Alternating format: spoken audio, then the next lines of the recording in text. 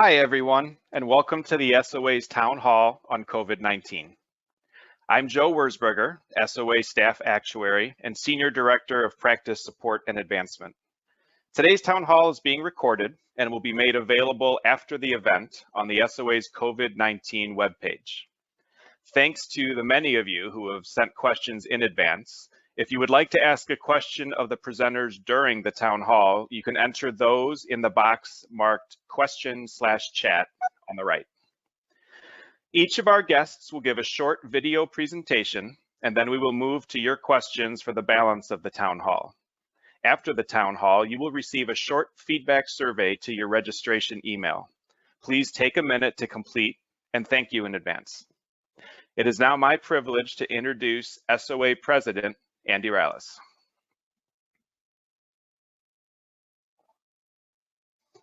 Hi, everyone.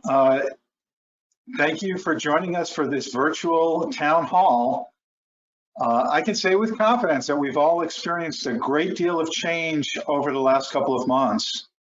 While we've been communicating with you through email, video, webcasts, our website, the SOA wanted to extend our connection to you, showcase how we're responding to the COVID-19 crisis, and most importantly, answer your questions. This is important to me for three reasons. First, connecting with you, hearing your suggestions, your questions is very important to me. It's part of my job as the SOA president.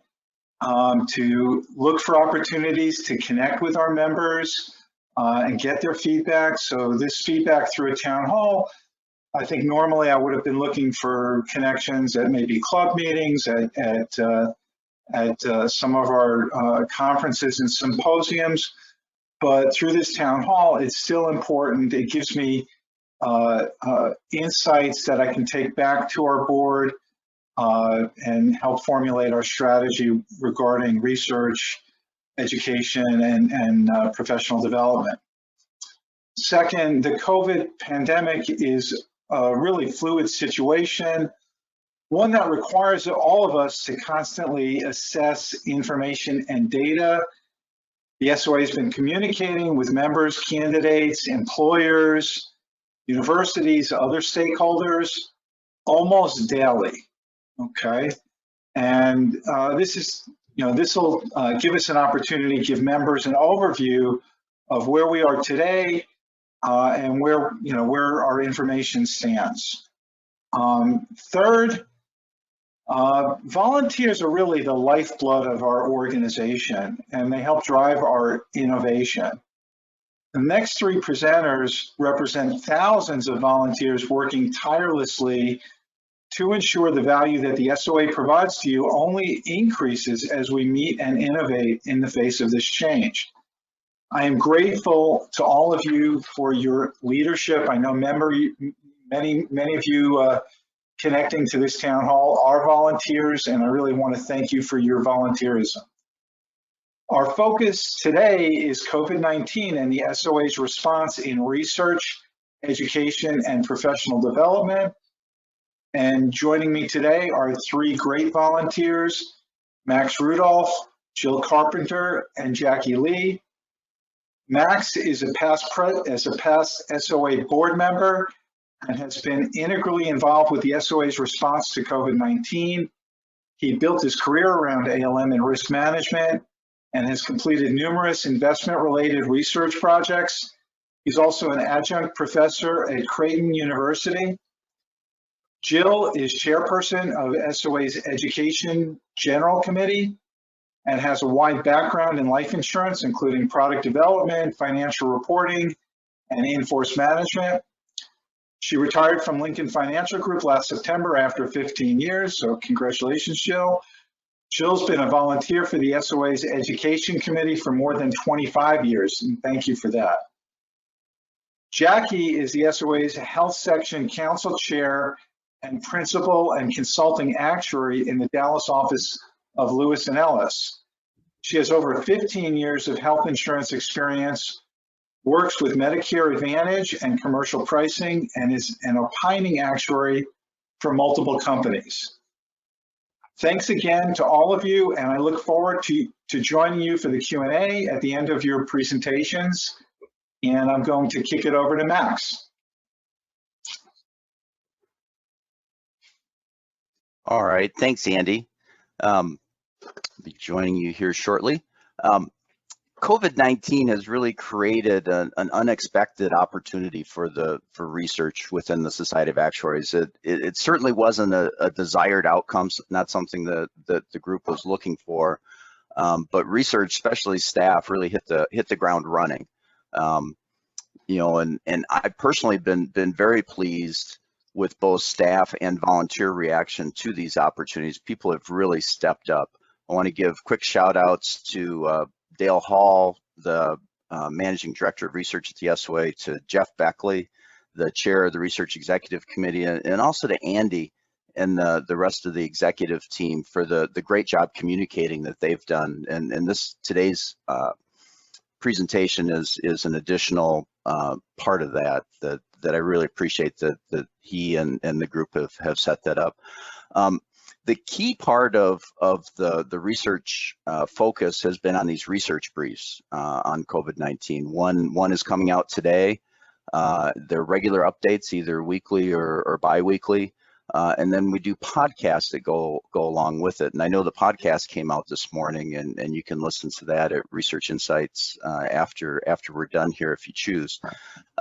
You know, Dale hosts those podcasts. I've been one of the guests that have been joining him. I get pulled in because many of you, or some of you at least, probably read the pandemic paper that I wrote back in 2004 on the syllabus. I also was part of the project oversight group for Jim Toole's pandemic research back in 2007 and 8. And so I bring a background to it that's a little different than others. You know, the main document is a summary document. It rolls together a lot of other things. It's kind of a go-to place for a one-stop shop. But the research department has also created over 10 papers that are very readable and hit on certain specific topics. I know one is mental health, and then we're also in the process of doing some quick surveys, and some of those have been released. I know there was a cash flow testing and a retirement one that are already out, and there's others that are already underway. So look for those. The specialty reports, as well as the base report, cover a wide variety of practice areas. We're trying to get into all the actuarial skill sets, get into the asset side, into operational risks, and really our goal is to be that go-to source to build your base of knowledge. There's still lots of things you can do in addition to what we're doing, you know, whether it's on your own or through consulting firms or just by talking to other people. But this can provide you that base of knowledge to get you started. So what we're trying to do is provide that up-to-date info. We're updating it on a regular basis, but it's not written just for actuaries. I mean, it's not a technical document. It's very, very readable, and we have also heard of quite a few non-actuaries who have been using it as their source material. So that's always good to hear. We're trying to be early to the game in some of these topics. For example, we're using the weekly influenza and pneumonia historical results that we've seen before, where they show peaks and troughs week by week, and we're layering on the COVID-19 data on top of that. So we're using some of those as proxies. You know, we're talking about event clusters, where we add in the natural disasters on top of pandemics and what the impact might be for solvency of an insurance company, for example, if multiple events happen at the same time. These pulse surveys have been really interesting. I'd really encourage you to go out and read some of those. They're a quick read, and they go through it's essentially a quick questionnaire, and then the report summarizes that questionnaire. They've been really good, and they're starting to expand them now to even include some mini experience studies working with partners like LIMRA. So, for example, some of the reports, the specialty reports, talk about comorbidity splits, retirement plan survey, numerous health practice specific reports and projects. And I'm particularly looking forward to one that'll come out soon that's on models that talk about the epidemiological models and how they compare to things that we normally work with. So one other thing that we've been able to do though too, especially through Dale Hall, is to broaden to the different media channels. So we've had interviews with Wall Street Journal, with NPR, and there's another one this afternoon that you might be interested in listening to or watching. Dale will be interviewed by Winnie Sun, financial advisor, on her talk show today via social media live stream on the impact of COVID-19 on planning for and being in retirement.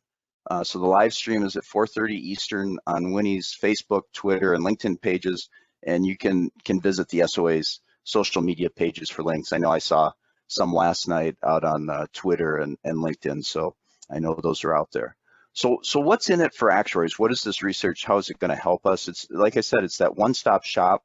The SOA has the COVID-19 updates landing page, and you can get to any of the things that we're talking about today from there, which really provides a helpful resource, I think, for actuaries. We do have a broad set of skills.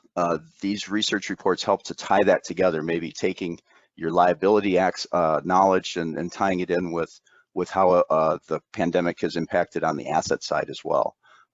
You know, we're using data that's already out there sometimes. Sometimes we're combining it in new ways that we haven't done before, and also converting reports into what it means to me as an actuary. One of the other things I wanted to point out on the Research Insights podcast that Dale's been able to do is do them much more quickly, and so turning them around very quickly. He's interviewed the CEO of the NEIC. He's done one on an Asia Pacific regional perspective.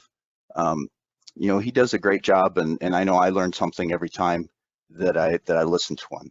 And as Dale would say to end the podcast, it is a great time to be an actuary. So with that, I'm going to pass it on to Jill Carpenter to update us on the current status for education. Thank you. Excuse me. Thank you, Max.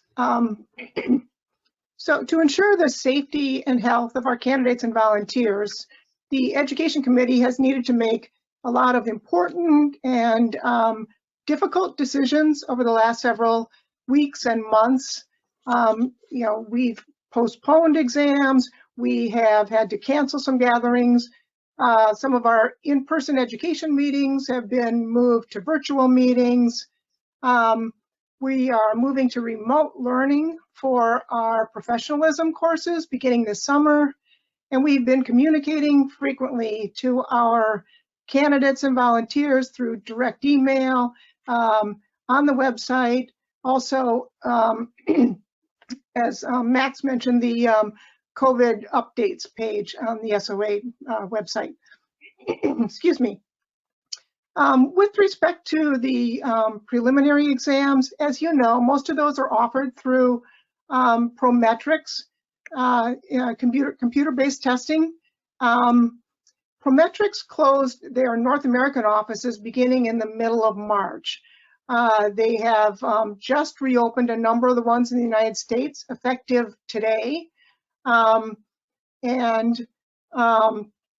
which is good news, definitely. In China, they've actually opened their centers beginning in April 20th. When these centers reopen, because of the physical distancing requirements, it means that there won't be necessarily as many seats available in these centers, which has resulted for candidates in receiving cancellation notices. It's unfortunate. It'll mean trying to reschedule by contacting, calling or contacting their website. But the SOA has been working closely with Prometrics. We have a very good relationship. In fact, the FM exam that was canceled in April because of centers were closed in North America, there's new exams that are going to be offered for FM in May. There is a registration period that's open now through May 5th, and the administration of FM is going to be at the end of May, the 25th through the 31st.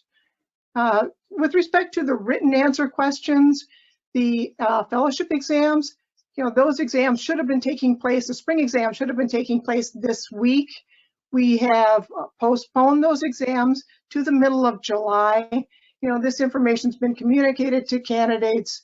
Their registrations have been automatically transferred from the April timeframe to July. However, if a candidate wants a refund or a credit voucher, they may do so by contacting customer service, at the SOA through June 1st. And if somebody did not register for a May exam but now would like to take the exam in July, there is a registration period that will be a brief period that will be open from May 19th to the 25th. It's important to note that some of the centers that students would have been going to if they had taken the exams in April may be different for that July sitting, so they need to make sure that they check with the SOA website, before they head off to take their exam. And finally, if with respect to the written questions, if conditions do not allow us to move forward with those exams in July, this information will be communicated to the candidates by the middle of June. And then I'd like to mention, the professionalism courses. The volunteers and the staff have been working quickly to explore remote learning options. And announcement went out just yesterday that this is going to be offered starting this summer for the APC and the fellowship admissions courses. This will allow the candidates to continue to make progress towards these important designations in this environment where there may be travel restrictions. And finally, I'd like to say thank you to all of the education volunteers for their continued dedication, for their flexibility. This is, it's unprecedented times, as you hear over and over again, and we really appreciate it, all that they do to make the exam and learning possible for the candidates. And at this point, I'll turn it over to Jackie.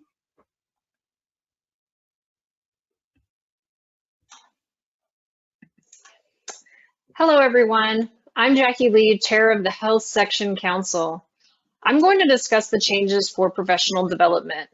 I've been actively involved in a large team of volunteers assessing new ways of delivering continuing professional development during this time, as we must protect our members, volunteers, and staff, adhering to the physical distancing guidelines.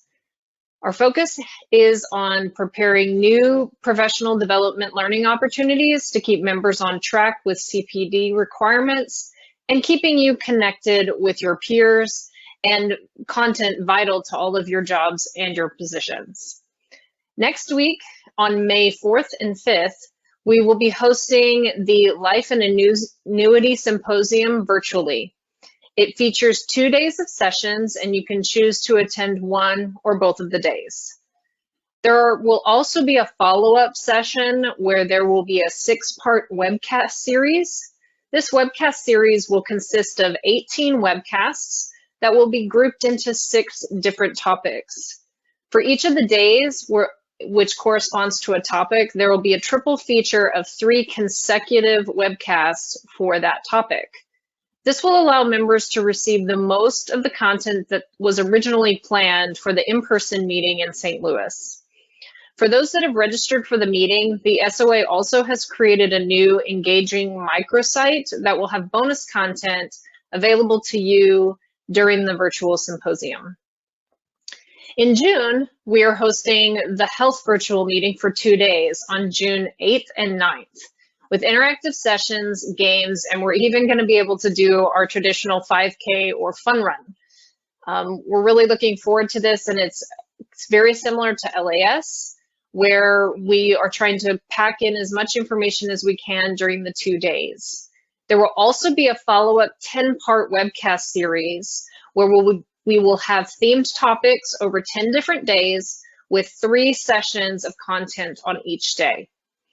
While the SOA is moving quickly to ensure these events that are so important to your practice areas are held without delay, it's important to know that we are going to continue, and they are going to continue to bring more virtual content to all the meetings, even when the world turns to normal operations. So as we've always seen in the past, where there will be a handful of sessions that have been offered virtually, the goal is to expand that and have that be more important. We know that many corporations had subscribed to the SOA podcast in the past and put a whole bunch of actuaries in a conference room to view that content. So the SOA moved quickly to have a special offer for remote viewing. The SOA is committed to fulfilling your professional development needs as we all face the COVID-19 pandemic. With most of these organizations working remotely, we want to make sure that it's easy to access the webcasts. So you can use your organization's technology to broadcast the SOA webcast to those working remotely when you select the 3+ option. I know my firm has been moving very quickly over to Microsoft Teams, and we will be utilizing that in the coming weeks for the upcoming webcasts. You will not need to purchase additional links for the remote viewing, and this option will be in place until all the social distancing guidelines are lifted by the CDC and other governmental authorities. Finally, the sections are also producing a great deal of content, which was discussed by Max earlier, all regarding COVID-19. Please explore the content on the COVID-19 website through SOA.org. And with that, I will kick it back to Joe for the live Q&A to follow our comments.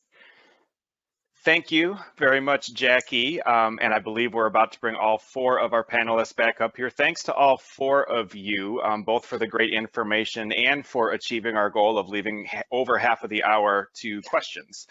That was very well done. So we had a number of questions submitted in advance. There's been quite a few that have also come in through the first part of the town hall, but I'll just remind you all, we encourage you to submit more questions now if you have them. Again, you should be able to do that doing the questions/chat box that should be on the right side of your screen.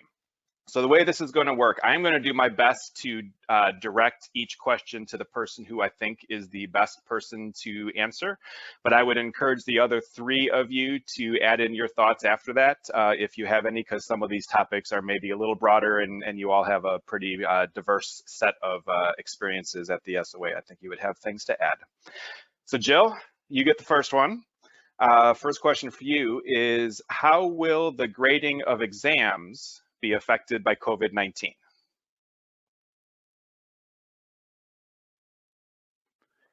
And Jill, we can't hear you. You may be on mute.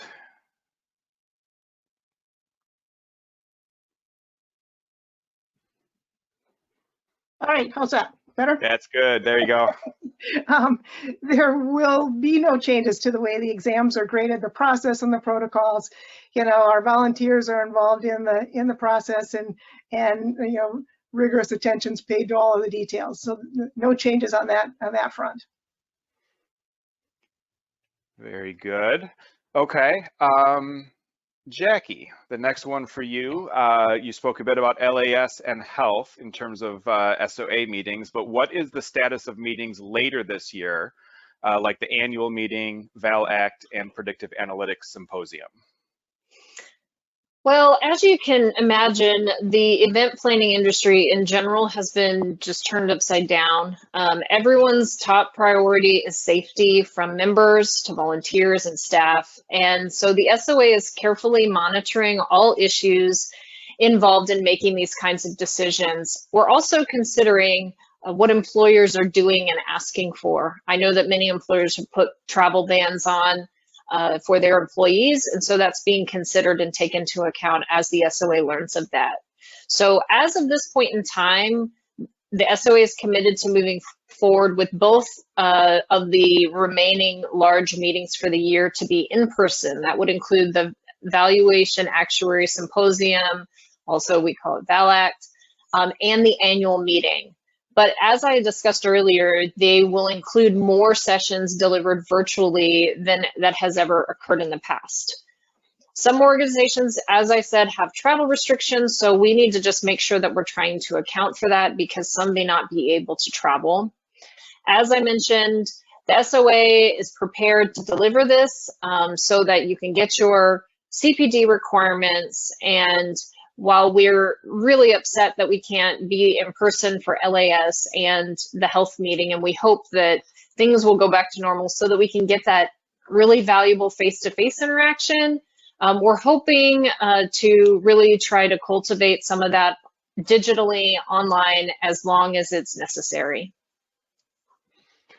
Very good. And as long as we're on the topic of major meetings, I am going to do one quick clarification that one of our questioners brought up, is that the webcast series for LAS is actually not 3 webcasts on one day. It's more of a back-to-back-to-back days, 3 webcasts in a given week. And there was a related question about if those follow-up webcasts are included for people who attend the meeting. And it's my understanding that those are separate. So we would encourage you to do both, attend the virtual LAS and do the webcasts that are of particular relevance to you, but those are separate. Now the next question, Max, this one's coming your way. How is the SOA handling prioritization of research related to COVID-19? Yeah, thanks, Joe. The pandemic has really caused some realignment of resources to address research in a timely but a little bit different way, and to really focus on practitioners and what we can take away from it and utilize during the current crisis. We focus much more currently on in-house staff research and committee research, where some of our standing committees are actually behind some of these pulse surveys and things like that. But we are trying to focus on actuarial work in the current environment, as opposed to something that would be useful, in 5 years or 5 years ago, which is common sometimes as well, where we'll get back to that at some point. But our main research brief and some of the supplemental projects have included, and I'll give you a few examples. There's one of the supplemental papers on healthcare costs and utilization from COVID-19. We have one where we're talking about deferred healthcare services not being done and how this pent-up demand may reemerge in the coming months, which will be interesting. We're seeing some of the public companies report earnings right now, and it's kind of interesting to compare that against the GDP number, where the healthcare reduction was the top reduction in GDP for the first quarter was healthcare. So it'll be interesting to see how that all plays out, and what role the deductible has. If you get to the fourth quarter and you're being asked to something you've deferred, are you going to do it in October, November, or are you going to wait till January and start that new deductible period? So that we're trying to give that some thought and see what makes sense. We've looked at how population mortality varies from insured life mortality.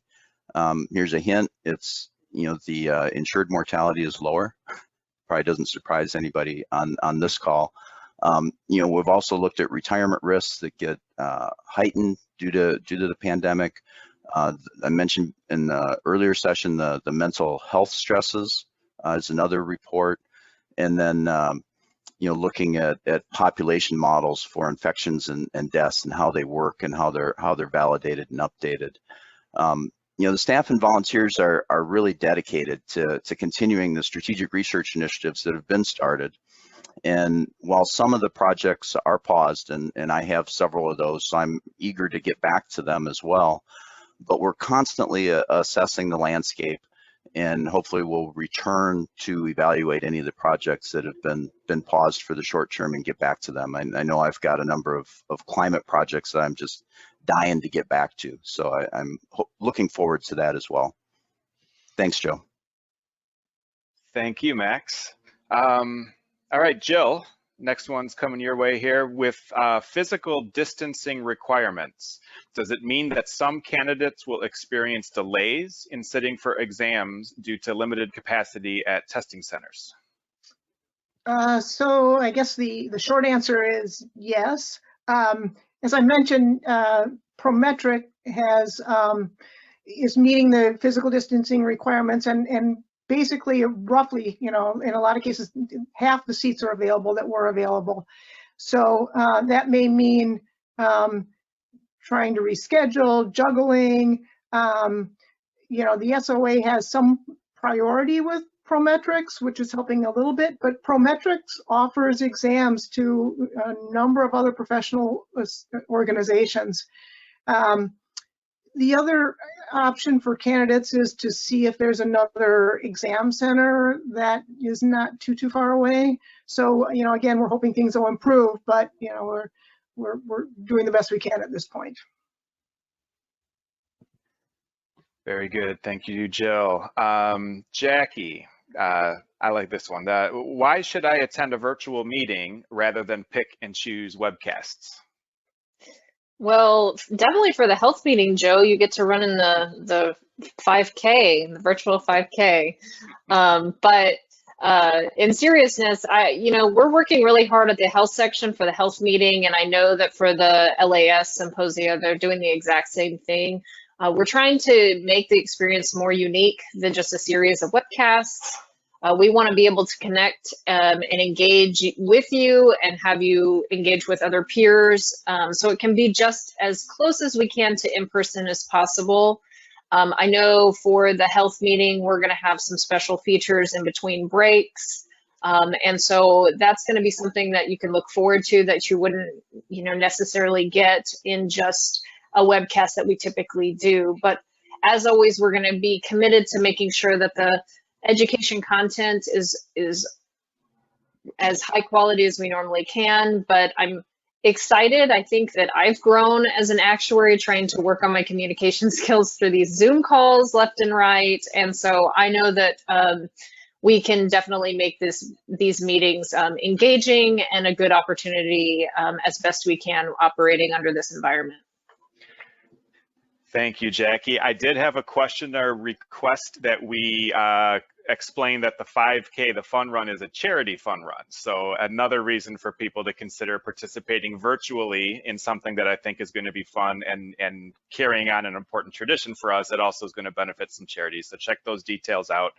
I'm going to take a question that I think has a quick answer. Someone asked about if there's going to be a candidate connect associated with the upcoming health meeting, and I have been informed that we're working on that, a virtual candidate connect that would be about a week after health, which would likely feature 3 sessions from the health meeting for candidates.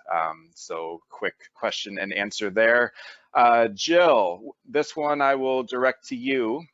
How will the October 2020 exams be affected by COVID-19 with respect to both the exam schedule as well as the release of the course syllabi for the October 2020 exams?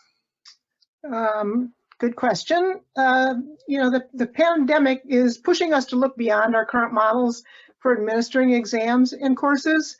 The Education Executive Group is currently working through various options to ensure that the candidates will be able to take exams in October. We're working closely with all of the volunteers in the education committee structure to make sure that any adjustments that we make will be feasible for the volunteers, as well as appropriate and secure for the candidates. Thank you. Thank you, Jill. All right. Andy, we've given you too much time off. I got a question for you now. With so much focus on dealing with COVID-19, how does this impact overall SOA strategy and the work of the board?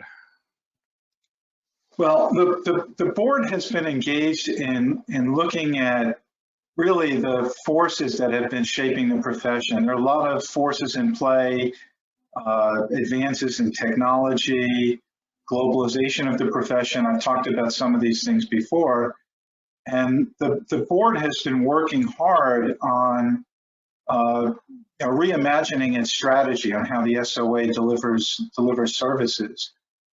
And I think that this COVID pandemic is forcing us to almost accelerate our thinking on what's possible. Certainly, we have to look at different ways. Jackie talked about the ways we've got to maybe digitize our seminars and deliver content that way. We're looking at different ways to deliver education, maybe in situations that don't require everybody to get together in one place. But the board has been considering all of these things in reimagining its long-term strategy. And that's something you're going to hear more about in the future. It's, we're not quite ready to reveal that. The board is still deliberating, but it's an active topic of conversation. The board itself has had to adapt. We're used to meeting in several face-to-face meetings. We had to cancel our March meeting. We've had to cancel our June meeting. And, it's a little bit trickier to get together a group of 18 people plus the staff. It's probably 25 people in a Zoom meeting and be productive. What normally would have taken place in, a 2-day meeting, now we've got to spread that over many several-hour meetings instead, because you can't really do a 2-day meeting effectively virtually like this. So we're adapting though, and I think we're making good progress. And I think you're gonna see some things come out in the near future about our strategies. And I think you're gonna be pleased. And I think COVID has kind of been pushing us into really reimagining things. Thank you, Andy. Max, what are some ways you're working with others on research related to COVID-19? Well, thanks, Joe. Obviously, the biggest partnership that we have is between the staff and volunteers within our committees, and each group is bringing that passion to these projects to really step up and see what we can do for the membership to improve their response to the pandemic. But a couple specific examples, that we're doing these pulse surveys where they go out very quick, put out some survey questions, you respond, like a Survey Monkey type of a thing. And one of them has been how the life insurance industry is reacting or looking at the situation. The initial one was on cash flow testing, worried about interest rate risk as much as the pandemic, and working with LIMRA, ACLI, and Oliver Wyman as well on that. And then the second one, it's not in my area of expertise, but I know the SOA staff has lots of expertise on the health side. And the health actuaries, I'm sure, are all kind of freaking out right now about filing their premium rates, because this is the time of year where you start thinking about doing that. And there's just so many unknowns between now and when those have to be filed. So there's a new project going out for the benefit of the health practice members and the NAIC on modeling 2021 healthcare costs, trying to look at what issues to consider and really trying to help the actuaries, have this really challenging job this year and help them work through it and in a way that makes sense so that they're not out, an outlier relative to everyone else. And so when they file with the state, then all of a sudden it comes back and they have to start over. So hopefully this will give them a pace of information that they can work from. So thanks, Joe. Thank you, Max. Jackie, we've got one for you here. Will CPD requirements be relaxed this year?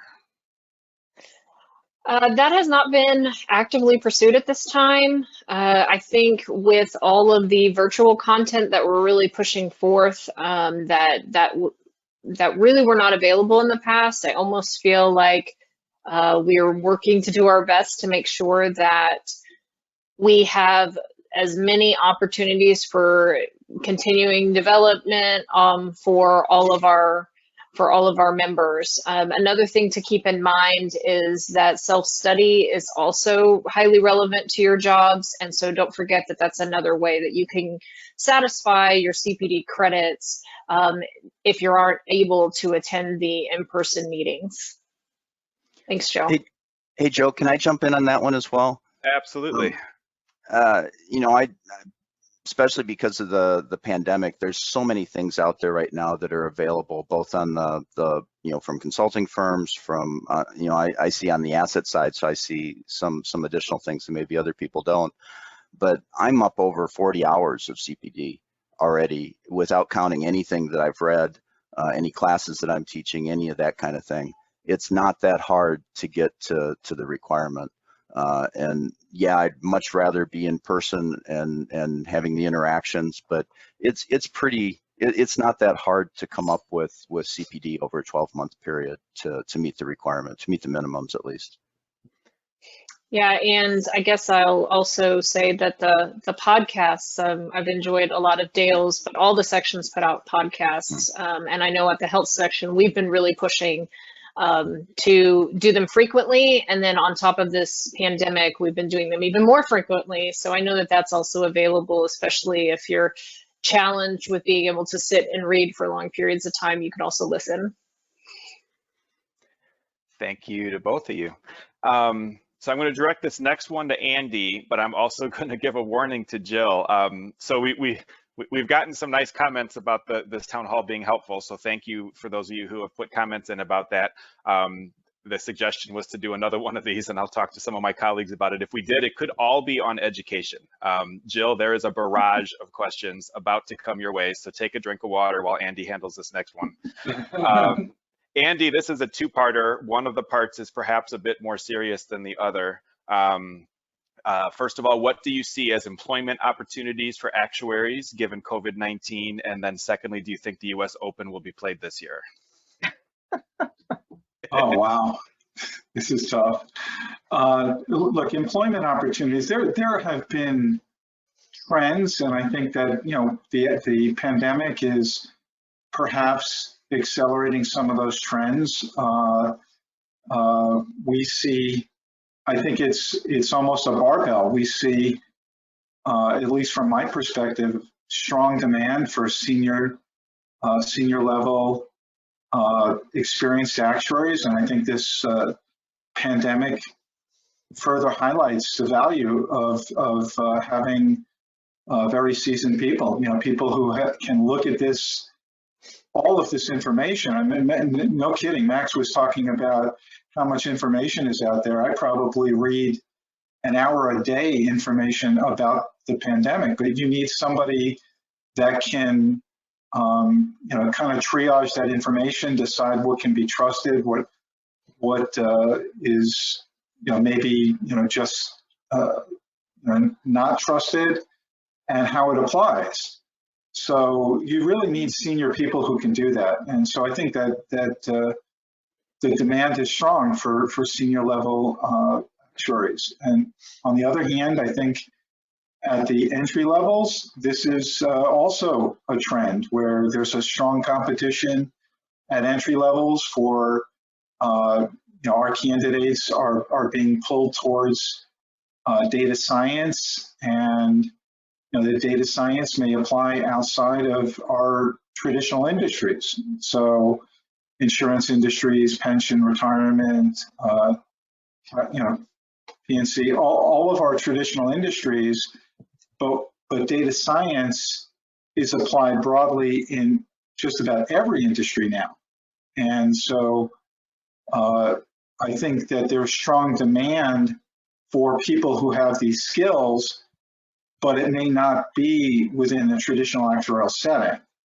And so, and for traditional actuarial work, I think you continue to see this kind of march towards automation, and artificial intelligence and new techniques may be making that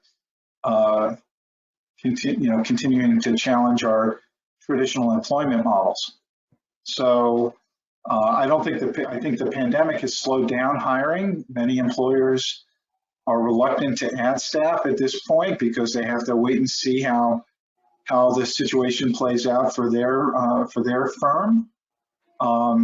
And so they've been reluctant to add staff. And I think even things like interviewing are a little bit more challenging when you have to do it virtually. Those aspects will probably ease up when the pandemic eases up. But I think it's, there's longer term trends at play. Now, will we see the US Open? Now, the US Open, there was no specification there, golf or tennis. I don't know if I can out the name of the person who asked the question. That may have given it away, but we'll maybe follow up on that one. Okay.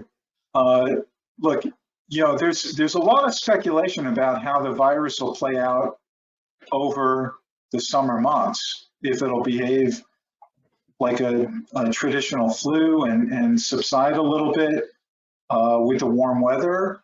I think that remains to be seen. I mean, there's hints of that, but of course, this virus is affecting even tropical countries. So it's not a no-brainer that the weather is going to ameliorate this to that degree.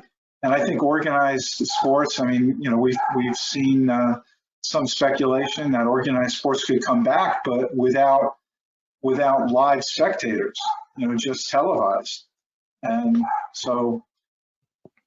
Yeah, the Taiwan Baseball League has started up that way already with no spectators, and they've got cardboard cutouts of people who are dressed in the uniform of the team to cheer, I guess. Well, that's a little weird. Okay. Well, I got nervous a second ago. Jill, I saw you go off camera for a moment and thought you were making a run for it. I really regretted giving you that warning. Let's do some of these education-related questions.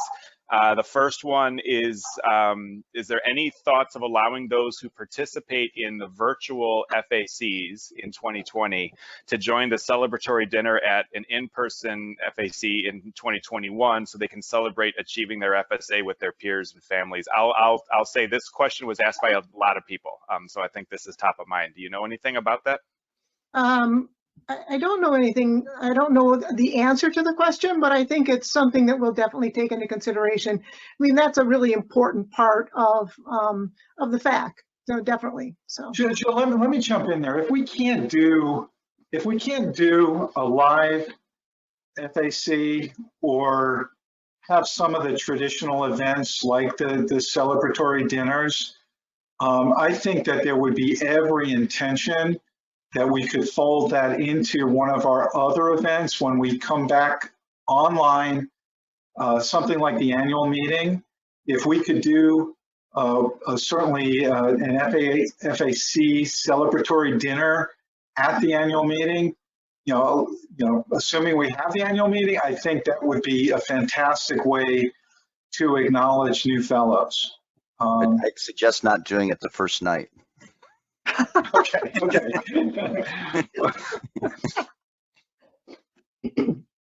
But we're gonna look for those opportunities to do that. Excellent, thank you. Surprise, surprise, Jill. Next one's for you. Will central grading be impacted? Central grading may very well be impacted. In the summer central grading, it may end up having to be virtual. We're just not totally sure yet. So. Okay. And one more for you, and then I will purposely give you a short break here. Should we expect a delay in grading of FAP or FSA modules? And if so, what's a reasonable expectation for a grading timeline? As far as I know, there shouldn't be any, there's no expected delay that I'm aware of with respect to FAP and the modules. So that seems to be, moving along very smoothly. Very good. Max, all right, so for future mortality experience studies, are you planning to try to isolate COVID deaths to remove this impact for expected future mortality? That's an interesting question. It's probably too early to really be having that discussion yet. I think there's There's probably some people thinking about that and thinking, boy, that would be a good idea. But it's a matter of what data is available. Is it consistent across different venues and things like that? But it's certainly something that I assume will at least be considered. Very good. Okay, so back to Jill.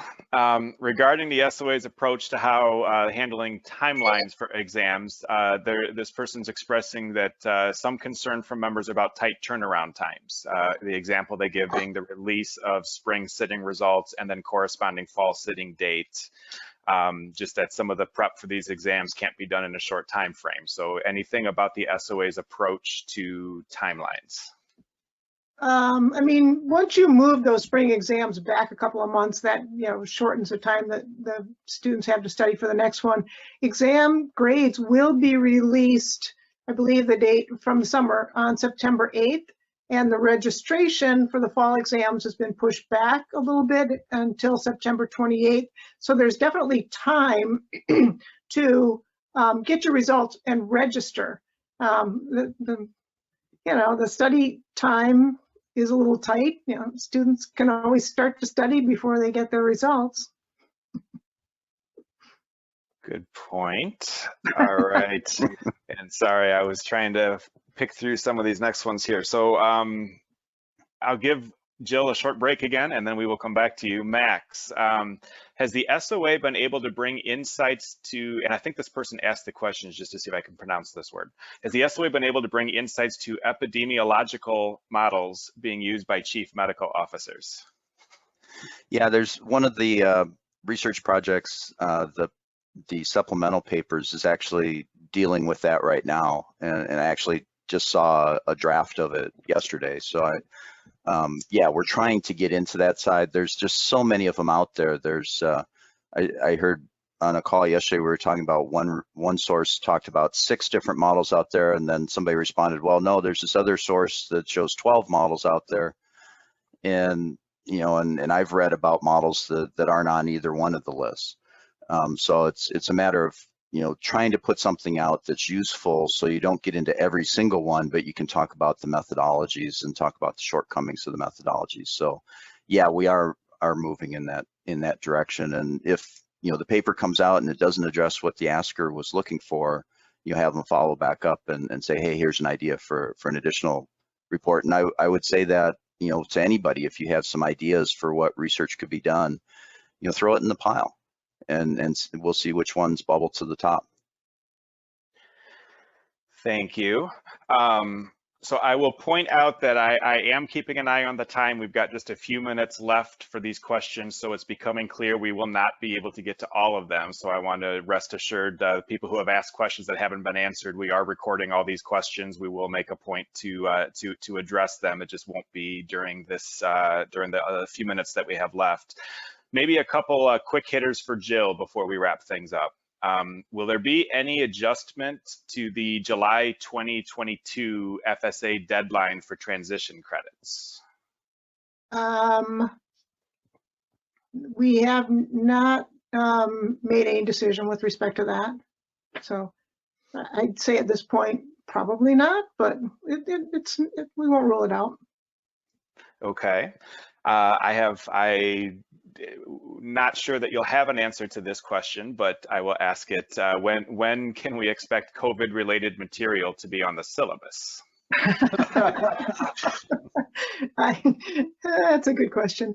I don't know. I do want to mention, because there are a number of questions education related, there is another town hall scheduled for candidates a week from today. So there may be an opportunity for candidates that are on the call today to have a chance to get more questions answered. Well, and thank you for pointing that out. I think some people on today's call will want to participate in that, and I think there's probably a lot of managers of candidates on today's call. So please spread the word, share that, because yeah, we could have easily had an hour of just education questions. So I'm glad there is another opportunity for that. Jill, can you speak, and briefly, we're down to a couple minutes here probably, how will the logistics of written exams be handled, given that every region has some different rules regarding social distancing, numbers of people allowed, you know, different states and regions are changing those at different times? That question was asked in different ways by a number of people. I think at this point, what they're trying to establish for the July sitting is the 6 feet apart and no more than 10 people gathered in a single room. So I think that that's the model that they're working towards in establishing the testing centers for the July sitting. Very good. Okay. Max, this last one's for you, I believe, and I'm going to say it's the last one because there may just be a yes or no answer to this one. Has anyone in research looked at Sweden's experiment of limiting social distancing to the elderly and others at high risk? I think this is a suggestion maybe for things to look into, but can you speak to whether it's Sweden or any other experiments that research is considering looking into? Yes. Yes, that was the ultimate. I mean, we look at every country's being looked at. There's so many good data sources out there. You know, Washington Post, Johns Hopkins, our World in Data, and SOA staff is pulling them all down and looking for interesting things. And I mean, staff probably hates seeing emails from me because I'll send them probably 3 or 4 every week saying, hey, we need to follow this. And I know Sweden is one of them that we're kind of monitoring. There's some others that we're monitoring, but you know, we want to make sure we're sticking to facts and not just conjectures either. In terms of, we don't want to be too early with making conclusions because we may be wrong, and we'd rather wait a little bit and let the media, you know, be wrong, and then we'll just circle back after the facts are actually in and make a comment. Well, thank you, Max, and all of you. I'll issue one final clarification, which is that SOA staff always loves getting emails from Max. And with that, let me pass it back to Andy for a few final words. Okay, so make some closing remarks. Well, first of all, thank you, Jill, Jackie, and Max, both for your leadership and for your generous sharing of your expertise today. Thank you, Joe, for leading, for keeping us organized and on time. And a big thank you to all of the members who were able to take the time today to watch us and hear about how the SOA is responding to the COVID-19 pandemic. As Jill said, we are hosting another town hall, very similar format, on May 8th, specifically directed to SOA candidates, okay? So please encourage your colleagues and students to register for that. And finally, I'll be filming a new video address over the next few days, so you can check in, and I'll give you some updates to how the SOA is addressing the situation. So stay tuned for that. And until then, stay safe and be well, and we look forward to seeing you soon. Thank you, Andy. And this concludes today's virtual town hall. Reminder, you will receive a quick survey via email to provide us feedback on the content and on your experience with the town hall. Have a great day.